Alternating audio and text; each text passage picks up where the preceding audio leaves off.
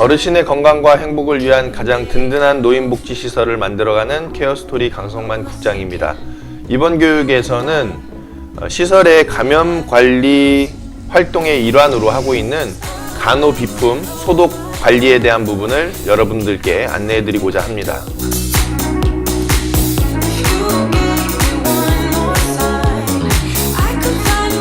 국민건강보험공단 평가 지표에서는 간호에 필요한 비품을 소독하고 청결하게 관리하도록 안내되어 있죠.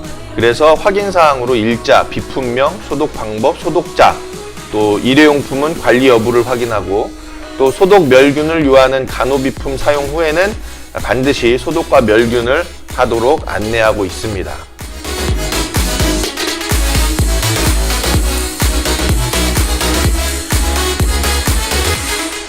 자, 이에 따라서 시설에서는 상시적으로 또는 수시적으로 간호비품을 사용하고 난 후에는 반드시 소독을 해서 감염병에 대한 관리 또 위생에 대한 관리를 하셔야 되겠고요.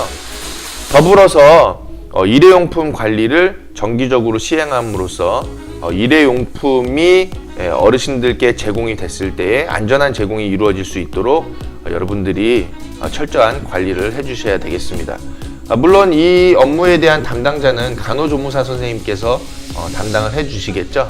그래서 여러분들께 이 간호비품 소독 기록지를 통해서 간호비품에 대한 소독 관리와 일회용품에 대한 관리에 대한 부분을 교육을 해드리도록 하겠습니다.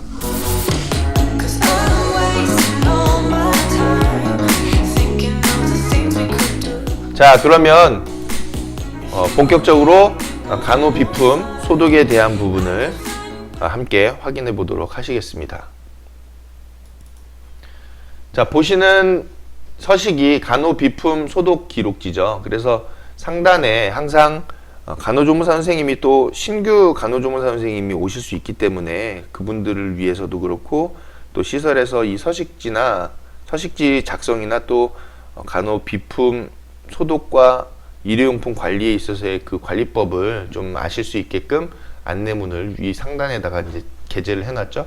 그래서 간호조무사는 간호비품을 사용한 후에는 반드시 소독해서 청결하게 관리하도록 안내가 되어 있고, 소독 방법은 열탕으로 끓여서 할 수도 있고 의료용 자외선 소독기나 약품 침척, 알코올 등으로 소독해서 관리할 수 있겠습니다.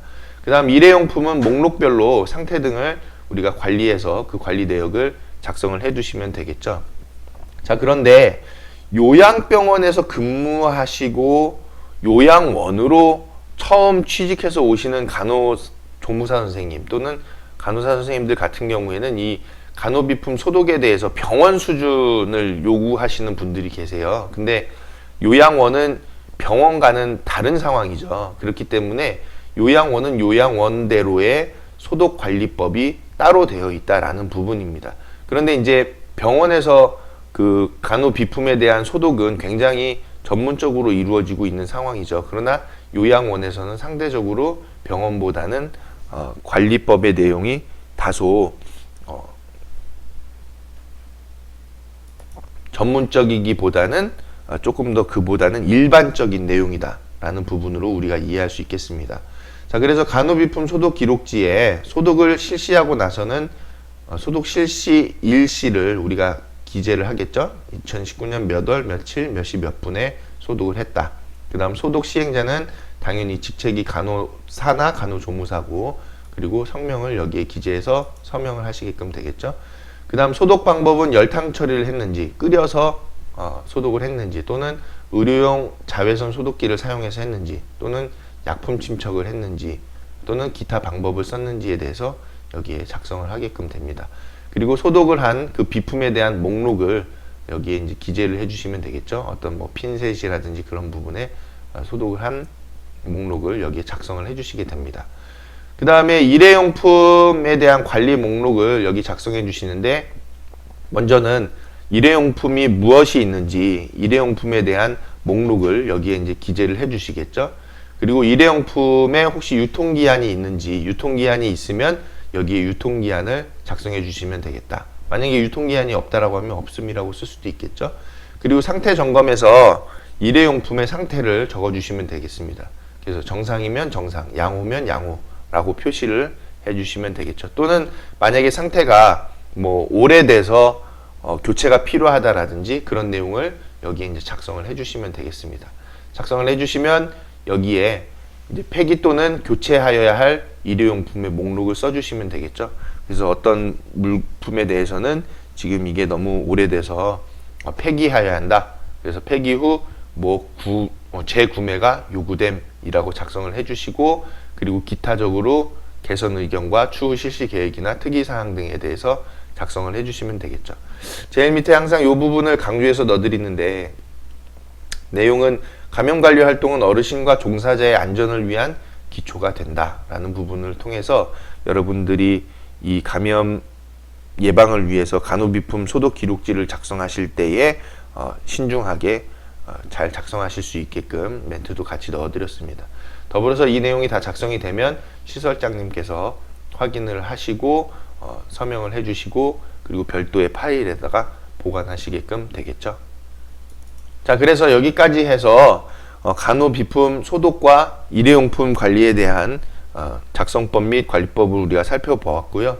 일단은 그 간호비품을 소독하는 목적 자체가 감염병 관리를 위해서 또 위생 관리를 위해서 실시하는 부분이기 때문에 제일 중요한 것은 이 소독 기록지를 작성해서 두었냐가 중요한 내용이기도 하지만, 평가에서 보기 때문에 그보다도 우리가 간호비품을 사용한 후에는 반드시 소독을 해서 위생적으로 청결하게 잘 관리하고 있느냐, 그 여부가 이제 제일 중요한 것이죠.